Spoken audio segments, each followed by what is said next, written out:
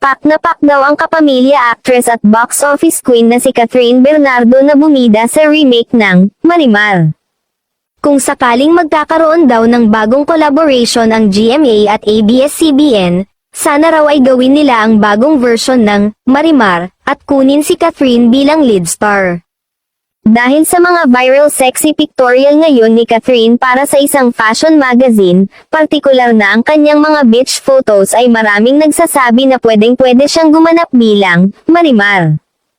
Ilang netizens ang nanawagan na gawin na agad ng ABS-CBN at GMA ang new version ng Marimar. Ayon sa ilang director at netizen, bagay si Catherine bilang maging susunod na Marimar, ang karakter na orihinal na ginampanan ng Mexican superstar na si Thalia noong 1994 at ng kapuso actress na si Marian Rivera noong 2007.